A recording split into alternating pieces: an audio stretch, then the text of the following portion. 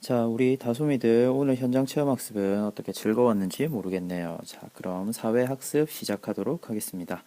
먼저 이번 시간에 공부할 내용은요, 우리나라의 산업이 발달해온 과정, 그리고 우리 경제가 어떻게 발달해왔는지에 대해서 살펴보도록 하겠습니다. 자, 그 전에 우리 앞 시간에 앞에서 배웠던 산업의 종류에 대해서 선생님하고 간단하게 짚고 넘어가도록 하겠습니다. 산업은 크게 세 가지로 구분을 하죠.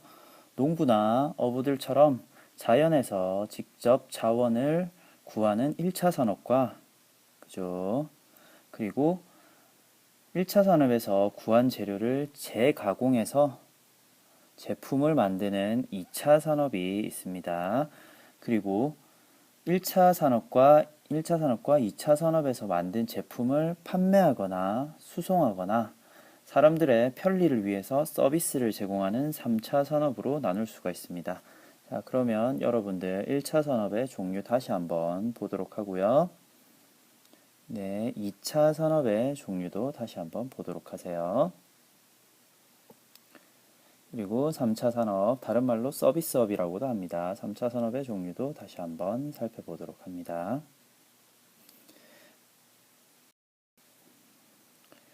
자, 그럼 산업이 발달해온 과정을 다시 한번 살펴보도록 할게요. 자, 먼저 2차 산업 위주로 2차 산업을 우선해서 좀 살펴보도록 하겠습니다.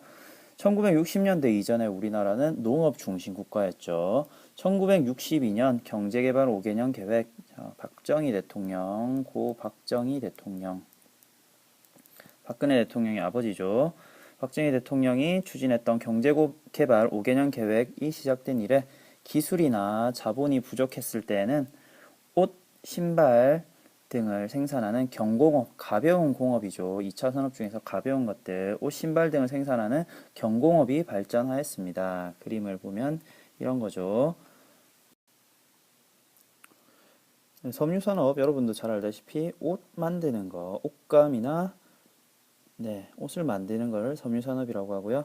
시멘트, 비료, 정유 공장을 건설하면서 이런 산업들이 발전을 하였습니다. 뭐 큰 기술이 필요 없고요. 그냥 단순히 재료를 간단하게 가공을 하는 그런 산업들이 발전을 하였었죠.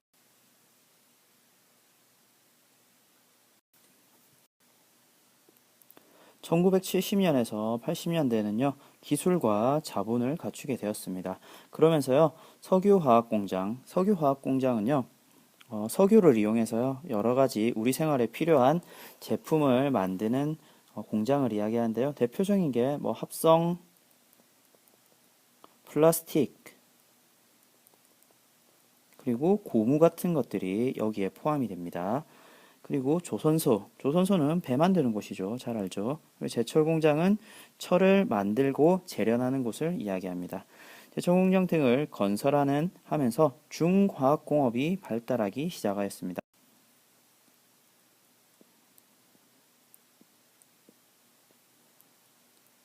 수출도 점차 활기를 띠게 되었는데요. 1964년에는 1억 달러였던 수출액이 1977년에는 100억 달러가 되기도 하였습니다. 그리고요, 1980년대에 들어오면서 본격적으로 자동차 산업이 발전을 하면서요, 우리 주연이가 좋아하는 자동차 공장, 그죠? 주연아, 자동차 공장 듣고 있니? 자동차 공장이 발전하였고요. 정밀 기계 및 자동차 산업이 발달하게 되었습니다. 그리고 여러분들은 경험하지 못했던 올림픽을 우리나라에서 개최도 하였었죠. 그리고요, 최근에는요, 정보기술, 생명기술, 우주기술 등 첨단 기술과 관련된 산업이 크게 발전하고 있는 것을 볼 수가 있습니다. 우리나라의 반도체 기술과 그리고 정보기기, 스마트폰으로 대표되는 정보기기의 경쟁력은 세계에서 거의 손가락 안에 꼽힌다는 것도 여러분들도 잘 알고 있을 겁니다. 그리고 얼마 전 작년에 발사했던 나로호 같은 우주기술 산업, 첨단 산업도 지금 현재 발전되고 있죠. 자, 지금까지 2차 산업의 발전 과정에 대해 살펴봤고요. 이제 3차 산업의 발전 과정에 대해서 좀 살펴보도록 할게요. 1990년대 이후 경제가 발전하고 국민소득이 높아지면서 우리나라의 산업구조는 선진국형으로 변화하고 있습니다. 1차에서 2차, 2차에서 3차로 변화하는 게 선진국형이라고 앞에서 배웠을 텐데요. 도매 및 소매업, 운수업, 관광업, 의료업, 금융업, 광고업, 영화산업 및 방송통신산업, 즉 3차 산업을 이야기를 하고 있죠.